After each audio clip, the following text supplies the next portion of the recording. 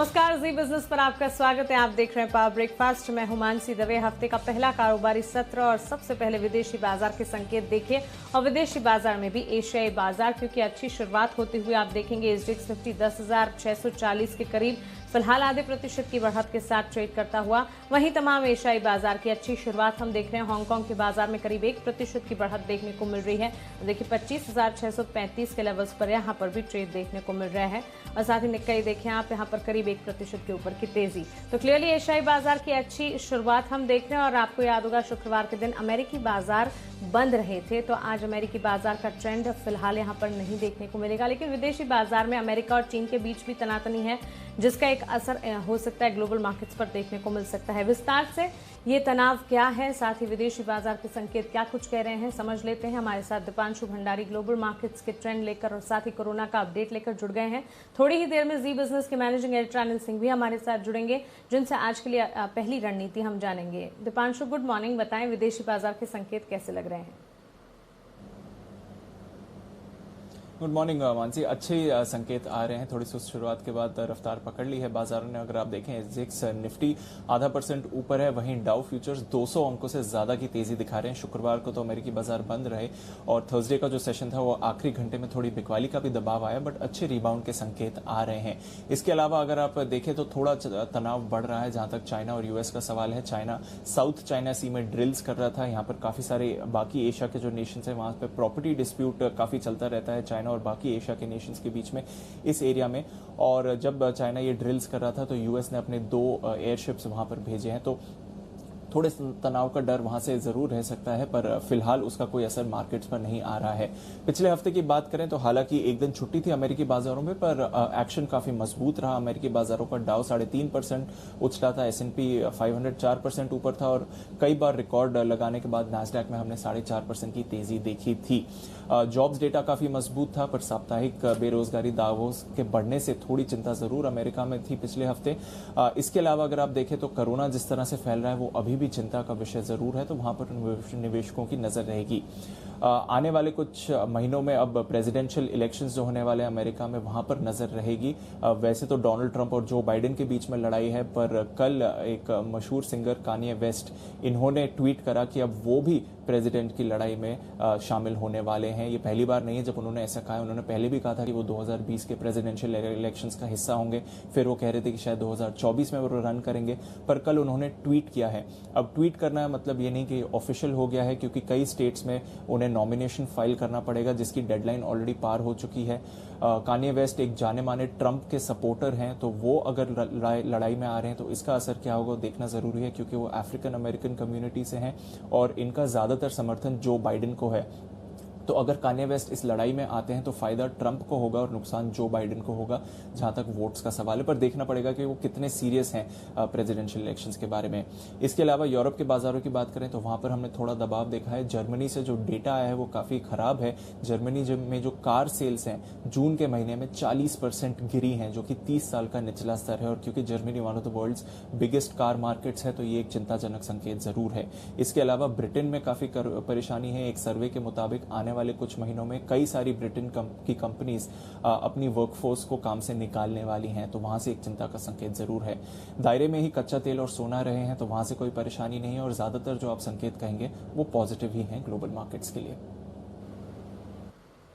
बिल्कुल, तो विदेशी बाजार के संकेत, शुरुआती संकेत अच्छा इशारा दिखा रहे हैं। लेकिन दीपांशु, जैसे कि आप बता रहे, कोरोना चिंता का विषय है। देश और दुनिया में कोरोना के आंकड़े क्या बयां कर रहे हैं? बिल्कुल, कोरोना के आंकड़े तो चिंताजनक है ही, क्योंकि अगर आप आज की सिचुएशन देखें तो 1,15,00,000 से ज्यादा इस समय प्रभावित है और मरने वालों की संख्या भी 5,36,000 के पार है। जितने लोग ठीक हुए हों वो 65,25,000 के करीब है। अब आप अगर पिछले 6 महीने का ट्रेंड देखें जहां तक मरने वालों की संख्या का सवाल है, तो काफी खराब ट्रेंड है। अगर 4 फरवरी की बात करें 6 महीने पहले, तो सिर्फ 500 लोगों की मौत हुई थी। 4 मार्च के दिन 3,300 था। 4 मई पर 2.5 लाख लोगों का आंकड़ा था। 4 जून पर 4 लाख लोग मर चुके थे और आज अगर हम देख रहे हैं तो 5.5 लोगों की मौत हो गई है। तो कहीं ना कहीं जो वो पेस ऑफ ग्रोथ है वो कम होती जा रही है, क्योंकि बेस बढ़ता जा रहा है, पर अभी भी मरने वालों की संख्या काफी हाई है अगर आप एब्सोल्यूट बेसिस पर देखें। इसके अलावा भारत में अब करीब 7 लाख लोग प्रभावित हैं और मरने वालों की संख्या भी अब 20,000 के करीब पहुंचती हुई दिख रही है। और अब हमारे कोरोना के मामले रूस से भी ज़्यादा हैं, यानी कि अब भारत तीसरे नंबर पे है जहां तक कोरोना संक्रमित का सवाल है। एक बात अच्छी है कि भारत का जो रिकवरी रेट है वो लगातार बढ़ रहा है और अब भारत का रिकवरी रेट 60% से ज़्यादा है। फिलहाल 2.5 लाख एक्टिव मामले हैं भारत में और 4.25 लाख लोग ठीक हो गए हैं। अमेरिका की बात करें तो वहां पर भी तेज उछाल आ रहा है। अब लगभग 30 लाख लोग संक्रमित हैं वहां पर। फ्लोरिडा, टेक्सास, एरिजोना यहाँ पर तेजी से उछाल आ रहा है और डर है कि आने वाले कुछ दिनों में और तेजी से उछाल आने वाला है। ब्राजील की भी बात करें तो 16 लाख से ज्यादा लोग यहाँ पर भी प्रभावित हैं। एक और नई चिंता आ रही है, पिछले हफ्ते मैंने बताया था कि स्वाइन फ्लू के कुछ केसेस मिले हैं चाइना में। अब ब्यूबोनिक प्लेग के कुछ केसेस चाइना के पास मंगोलिया से आते हुए दिख रहे हैं और ब्यूबोनिक प्लेग काफी खतरनाक बीमारी है। अभी एक ही केस मिला है और 4 सस्पेक्टेड हैं, तो एक अलर्ट साउंड किया गया है, पर यहाँ पर भी नजर रखनी पड़ेगी क्योंकि ये कोरोना से कई ज्यादा इन्फेक्शियस और कई ज्यादा घातक डिजीज है। बिल्कुल दीपांशु, शुक्रिया ये तमाम जानकारी के लिए, हमारे साथ जुड़ने के लिए। तो कोरोना चिंता का विषय जरूर, भारतीय बाजार और भारत के लिए रिकवरी रेट एक मजबूत ट्रेंड जरूर दिखा रहे हैं, लेकिन फिर भी कोरोना के मामले जो हैं बढ़ते जरूर देखने को मिल रहे हैं। बहरहाल विदेशी बाजार के संकेत पॉजिटिव दिखाई दे रहे हैं। देख लेते हैं शुक्रवार के सत्र में संस्थागत निवेशकों ने क्या किया। FIS का एक्शन एक बार देखें। FIS शुक्रवार को कैश मार्केट में 857 करोड़ की खरीदारी की है। वहीं DIS ने शुक्रवार को कैश मार्केट में 332 करोड़ की बिकवाली की है। वायदा बाजार में FIS की तरफ से 1130 करोड़ की खरीदारी आती हुई दिख रही है। तो ध्यान रखिए, FIS की तरफ से कैश मार्केट और वायदा बाजार दोनों में ही खरीदारी आती हुई हम देख रहे हैं। लेकिन चलिए अब सीधा रुख करते हैं हमारे स्पेशल सेगमेंट का, जहां हम रोज बात करते हैं जी बिजनेस के मैनेजिंग एडिटर अनिल सिंघवी से।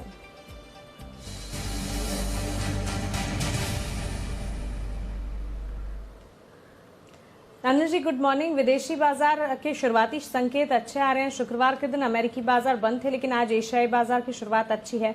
कैसे समझे इन संकेतों को? देखिए, वीकेंड तो अच्छा ही निकलेगा। Good morning Mansi. कहीं कोई ऐसी खराब खबर नहीं आई है, एक्सेप्ट एक थोड़ी सी अलर्ट वाली खबर जो चीन और अमेरिका के बीच में तनाव की है। हालांकि बाजार उसको पूरी तरह से नजरअंदाज करके आगे बढ़ रहे हैं और मजबूती के साथ ही ट्रेड करते हुए दिखे। तो एशियाई बाजारों में कहीं कोई उसका तनाव है नहीं, तो इसका मतलब इग्नोर करने की कोशिश कर रहे हैं बाजार। तो उसको छोड़कर कहीं कोई खराब खबर है नहीं।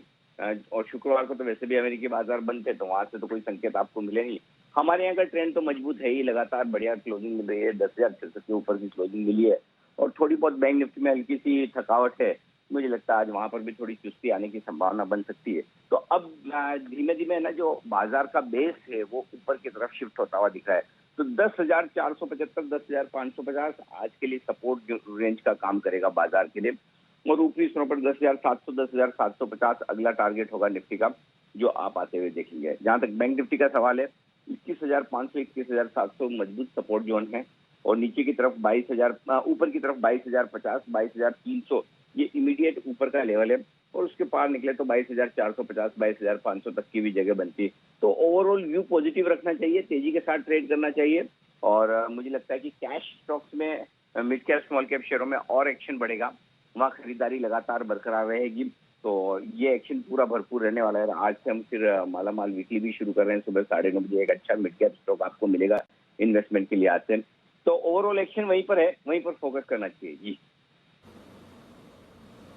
बिल्कुल अनिल जी, शुक्रिया ये तमाम जानकारी के लिए और हमारे साथ जुड़ने के लिए। तो क्लियरली देखिए उन्हें पॉजिटिव साइड, जैसे कि विदेशी बाजार भी ट्रेड कर रहे हैं, भारतीय बाजार के लिए भी पॉजिटिव संकेत।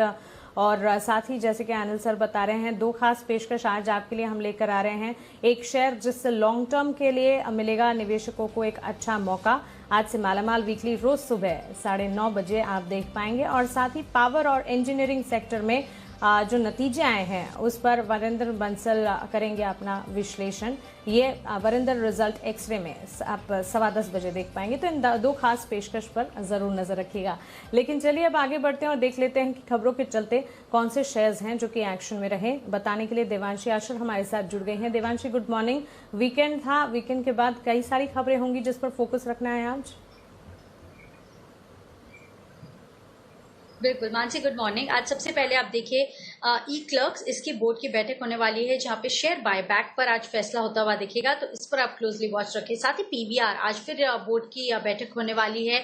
कुछ दिनों पहले हमने कहा था आपको कि यहाँ पे करीब राइट इश्यू के जरिए 300 करोड़ रुपए जुटाने की मंजूरी बोर्ड से मिल चुकी है, तो आज राइट इश्यू का जो भाव है इस पर आज फैसला होता हुआ दिखेगा बोर्ड की बैठक में। नतीजों के लिहाज से इंडिया बुल्स हाउसिंग फाइनेंस, इसकी चौथी तिमाही के नतीजे आए हैं। असेट क्वालिटी हल्की सी बेहतर होती हुई दिखी है, लेकिन प्रोविजन इस बार बढ़ते हुए दिखे हैं। मुनाफा 86% इसी के चलते कम होता हुआ दिखा है, 137 करोड़ पर 1006 करोड़ से घटकर। और इसके अलावा आप देखिए जो कुल आय है करीब 32% तक कम होती हुई दिखी है। साथ ही डेट के जरिए 5000 करोड़ रुपए जुटाने की भी मंजूरी बोर्ड की तरफ से आते हुए दिखी है। HDFC बैंक के ऑपरेशनल नंबर्स आते हुए दिखे हैं, जहां पे 30 जून तक उनकी जो कुल डिपॉजिट्स हैं उसमें 25% तक की बढ़ोतरी होती हुई दिखी है। इनके जो नेट एडवांसेस हैं या लोन्स हैं वो 21% तक बढ़ते हुए दिखे हैं, ये पॉजिटिव है। फेडरल बैंक, इनकी जुलाई तक 30 जुलाई तक जो ग्रॉस एडवांसेस है उसमें 8% तक की बढ़त देखने मिली है, लेकिन इनकी जो डिपॉजिट्स हैं उसमें 17% तक के अपमूव आता हुआ दिखा है। सुबह इनके भी ऑपरेशनल हाइलाइट्स आए हैं। मैं आपको बता दूं कि इनकी जो कुल बिक्री है इस तिमाही में करीब 40% तक कम होती हुई दिखी है पहली तिमाही में, लेकिन इनकी जो नेट रियलाइजेशंस हैं पर स्क्वायर फीट इसमें सिर्फ 2% तक की कमी आती हुई दिखी है, जो कि पॉजिटिव फिगर माना जाएगा। पीएनबी हाउसिंग, आप देखिए केयर ने एनसीडी और बैंक बोरोइंग्स की क्रेडिट रेटिंग AA+ से घटाकर अब AA कर दी है। साथ ही आउटलुक नेगेटिव से बदलकर अब स्टेबल कर दिया है। फर्टिलाइजर स्टॉक्स पर आप आज क्लोजली वॉच रखें, क्योंकि अप्रैल से जून तक में जो फर्टिलाइजर की बिक्री है उसमें सालाना आधार पर 83% तक का जंप आता हुआ दिखा है। कई तिमाही से हम देख रहे हैं कि फर्टिलाइजर की बिक्री में सालाना आधार पर बढ़त आती हुई दिख रही है, ये पॉजिटिव है। और साथ ही यूरिया की बिक्री भी इस तिमाही में करीब 67% तक बढ़ती हुई दिखी है, जो कि इस बार पॉजिटिव है। तो आज फर्टिलाइजर स्टॉक्स पर भी आप क्लोजली वॉच रखें। बिल्कुल देवांशी, शुक्रिया ये तमाम जानकारी के लिए। अब कुछ अहम ट्रेडिंग कॉल्स आपको बता देते हैं। 2 कॉल्स है हमारे पास, लेकिन दोनों ही खरीदारी की है। इनफैक्ट याद रखिएगा दोनों ही स्टॉक्स में शुक्रवार के दिन अच्छा एक्शन हमने देखा था। एक्सिस सिक्योरिटीज की तरफ से जय कॉर्प पर खरीदारी की राय आ रही है। करीब 4% तक की तेजी ये स्टॉक शुक्रवार के दिन देख रहा था। 101 के लक्ष्य आजमान कर चले। 93 का एक स्टॉप लॉस लगाएगा, यहाँ पर खरीदारी करके चल सकते हैं। इसके अलावा कल्पतरू पावर, यहाँ पर भी करीब 5% की बढ़त शुक्रवार के ट्रेडिंग सेशन में हमने देखी थी। यहाँ पर 245 के लक्ष्य को मानकर चले, 245 के लक्ष्य ध्यान में रखें और 230 का स्टॉप लॉस लगाना होगा, खरीदारी कीजिएगा। लेकिन चलिए अब आगे बढ़ते हैं और अब हमारे साथ जुड़ गए हैं आनंद राठी सिक्योरिटीज के नीलेश जैन। नीलेश, गुड मॉर्निंग, स्वागत है आपका जी बिजनेस पर। सबसे पहले इंडेक्स पर ही आपका नजरिया जानना चाहेंगे। फ्राइडे के ट्रेडिंग सेशन में निफ्टी में फिर भी बढ़त के साथ क्लोजिंग हमने देखी थी, बैंक निफ्टी में गिरावट हावी होती हुई जरूर देखने को मिली थी। Good morning Mansi. वेल देखिए, ओवरऑल स्ट्रक्चर काफी पॉजिटिव दिख रहा है हमको। High top high bottom continuously हम बनते हुए देख रहे हैं। वीकली चार्ट पे अगर लो से देखें तो 7500 से कंटिन्यूस एक राइजिंग ट्रेंड लाइन का सपोर्ट बनता हुआ दिख रहा है। अगर वो सपोर्ट, मेजर सपोर्ट की बात करें तो 10,200 पे मेजर सपोर्ट शिफ्ट हो चुका है। और शॉर्ट टर्म के लिहाज से देखें तो डेरिवेटिव सेटअप में इंप्रूवमेंट होता हुआ दिख रहा है। वहां पे अगर हम देखें तो पुट राइटर्स ने अपनी पोजिशन शिफ्ट कर दी है 10,500 पे, वहां पे मैक्सिमम ओपन इंटरेस्ट है। ऑन दी कॉल साइड अगर हम देखें तो 11,000 पे मैक्सिमम ओपन इंटरेस्ट शिफ्ट होता हुआ दिख रहा है। तो अब नई रेंज बन के आ रही है, वो है 10,500 से 11,000 तक की। और शॉर्ट टर्म ट्रेडिंग रेंज की बात करें तो मेरा ये मानना है कि यहाँ पे बाय ऑन डिप की रणनीति अपनानी चाहिए। ऑन द हाई साइड हमारा जो इमीडिएट टारगेट जो हम एक्सपेक्ट कर रहे हैं वो होगा 10,720 से 10,750। छोटा सा स्टॉप लॉस 10,520 का जरूर मेंटेन करें। ओवरऑल जो वॉलेटिलिटी इंडेक्स है इंडिया वीक, वहां पे भी कंटिन्यूस गिरावट होते हुए दिख रही है। पिछले 3 से 4 महीने के लोवेस्ट लेवल पे ये पहुंच चुका है। तो ओवरऑल कंफर्ट लॉन्ग साइड में आ रहा है, बाय ऑन डिप की रणनीति अपनानी चाहिए। ओके, और नीलेश साथ ही स्टॉक स्पेसिफिक एक्शन कहां पर दे रहे हैं आज के लिए? टॉप पिक्स आप क्या बताएंगे? बिल्कुल मानसी, दोनों बाय रिकमेंडेशन हैं। पहला बाय रिकमेंडेशन है सीमेंस पे, जहाँ पे हमने फ्राइडे के दिन भी खरीदारी की सलाह दी थी। वहाँ पे हमारे टारगेट अचीव हुए। हमारा ये मानना है कि यहाँ पे अभी भी मोमेंटम काफी पॉजिटिव है। यहाँ पे भी बाय ऑन डिप की रणनीति करनी चाहिए। स्टॉप लॉस होगा 1125, टारगेट होंगे 1180 के। दूसरा बाय रिकमेंडेशन है कॉनकॉर। यहाँ पे हमने एक बुलिश सेटअप बनता हुआ दिखा है, एक बुलिश कैंडल भी बना है वीकली स्केल पे। खरीदारी करने की सलाह होगी। 421 का स्टॉप लॉस होगा, 445 के टारगेट होंगे। ओके, तो क्लियरली दोनों ही स्टॉक्स खरीदारी के नीलेश की तरफ से आते हुए, लेकिन साथ ही सेक्टर स्पेसिफिक एक्शन भी नीलेश आज से आपसे समझना चाहेंगे। हफ्ते का पहला ट्रेडिंग सेशन है और हमने देखा है फ्राइडे के सेशन में फाइनेंशियल सर्विसेज, मेटल और साथ ही कुछ हद तक प्राइवेट बैंक्स जैसे सेक्टर्स थे जहां पर बिकवाली हावी होती रही, जहां जब तक एफएमसीजी और आईटी का सवाल है यहाँ पर खरीदारी हमने जरूर देखी। सेक्टर स्पेसिफिक मूव्स आप आज के लिए कैसे देख रहे हैं? वेल मानसी, सेक्टर स्पेसिफिक अगर हम देखें तो हमारा ये मानना है कि यहाँ से जो अगर अपसाइड मोमेंटम आना है तो private sector bank, overall bank Nifty को परफॉर्म करना होगा, लीड करना होगा, मैं ये कहूँगा। तो प्राइवेट सेक्टर बैंक हमें अभी भी पॉजिटिव लग रहे हैं चार्ट पे, तो वहाँ पे ध्यान रखना चाहिए। दूसरा, मेटल स्पेस पे कपल ऑफ मेटल्स काउंटर है जो अभी भी अच्छे लग रहे हैं, JSW steel, Jindal steel and power और स्टील अथॉरिटी ऑफ इंडिया। ये कुछ काउंटर्स है जो चार्ट पे काफी अच्छा पॉजिटिव मोमेंटम बना हुआ है। तो ये दो सेक्टर होंगे जहाँ पे खासी हम कह सकते हैं कि खरीदारी हमको आज के सेशन में देखने को मिल सकती है। बिल्कुल निलेश, साथ ही मोटे तौर पर Q4 के नतीजों का सीजन ऑलमोस्ट खत्म होने जा रहा है। इनफैक्ट इस बार Q4 FY20 और Q1 FY21 के बीच टाइम जो है काफी कम रहा, क्योंकि 9 तारीख से फिर से हम पहली तिमाही के नतीजे आते हुए देखेंगे। अगर चौथी तिमाही के नतीजों की बात करें, कौन से सेक्टर्स, कौन से स्टॉक्स रहे जो कि आपको अच्छे लगे? वेल देखिए, लॉकडाउन के चलते हम देख सकते हैं कि काफी प्रेशर हमको देखने को मिल सकता है। ओवरऑल नतीजे खराब हैं, वो कहीं ना कहीं डिस्काउंट हो चुके हैं मार्केट में। हमने ओवरऑल हाईएस्ट लेवल से 12,400 के आसपास के लेवल से फॉल आता हुआ देखा है। ऑल्दो रिकवरी हमने देखी है, बट मोटे तौर पर अगर मैं कहूँ तो क्वार्टरली जो रिजल्ट्स आने वाले हैं वो कहीं ना कहीं डिस्काउंट हो चुके हैं। यहाँ पे नतीजे खराब रहने की उम्मीद है। और सेक्टर स्पेसिफिक बात करें तो देखिए, एफएमसीजी वहाँ पे हमको नंबर्स थोड़े अच्छे आते हुए देखने को मिल सकते हैं। ओवरऑल आईटी स्पेस हमको एक डिफेंसिव तौर पे काफी अच्छा लगता है। तो ये दो सेक्टर्स रहेंगे जहाँ पे हम थोड़े अच्छे नतीजों की उम्मीद कर सकते हैं। ओके निलेश, शुक्रिया ये तमाम जानकारी के लिए, सवालों के जवाब देने के लिए, हमारे साथ जुड़ने के लिए। तो क्लियरली आज के ट्रेडिंग सेशन पर पॉजिटिव नजरिया एक्सपर्ट की तरफ से।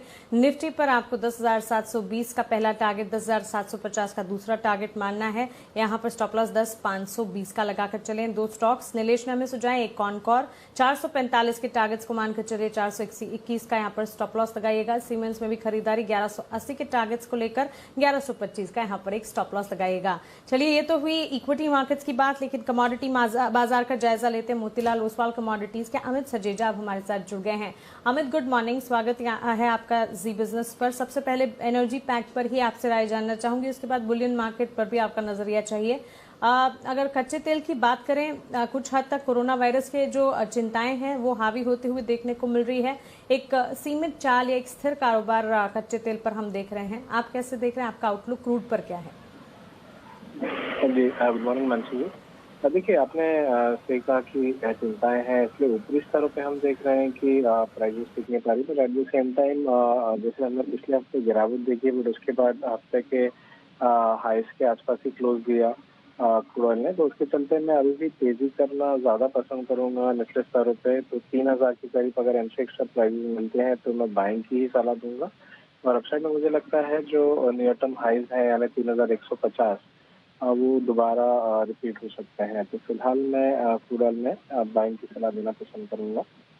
एंड साथ साथ ही अगर आप गोल्ड सिल्वर की बात करें तो हमने देखा था कि पिछले हफ्ते भारी गिरावट देखने मिली थी, $1,800 के ऊपर कॉमेक्स में गोल्ड चला गया था, उसके बाद स्लिप हुआ था। तो इस गिरावट में मैं खरीदारी की सलाह देना चाहूंगा गोल्ड में। लगभग 47,900 पे बाइंग कर सकते हैं गोल्ड में, और अपसाइड में 48,300 से 350 का इमीडिएट एक टारगेट लेके चला सकता है। सिमिलरली चांदी में 48,200 पे बाय करके 48,800 का टारगेट लिया जा सकता है।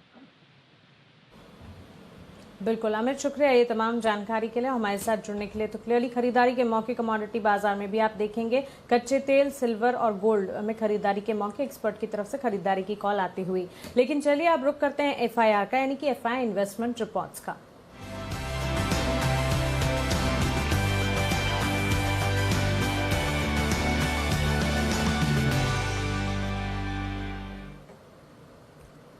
ब्रोकरेज रिपोर्ट्स लेकर आशीष चतुर्वेदी हमारे साथ जुड़ गए हैं। आशीष, गुड मॉर्निंग, बताएं ब्रोकरेज रिपोर्ट्स कौन सी हैं?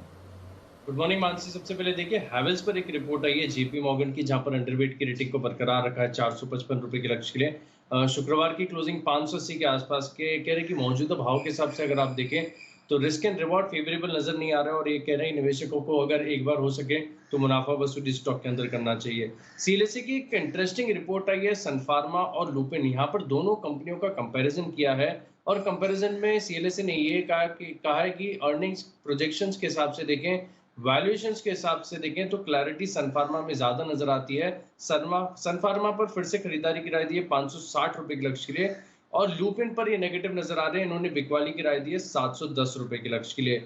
इसके अलावा अगर आप देखें तो सिटी की एक रिपोर्ट है बीईएल पर, जहां पर खरीदारी की राय को बरकरार रखा है 109 रुपए के लक्ष्य के लिए। ये कह रहे हैं कि डिफेंस से ऑर्डर जो मिल रहे हैं इससे कैश फ्लो मजबूत होते हुए दिखेगा। और अभी के लिए फिलहाल देखें तो आखिरी रिपोर्ट है मैक्वायरी की रिपोर्ट है मेरिको पर, जहां पर आउट परफॉर्म की रेटिंग को बरकरार रखा है 367 रुपए के लक्ष्य के लिए।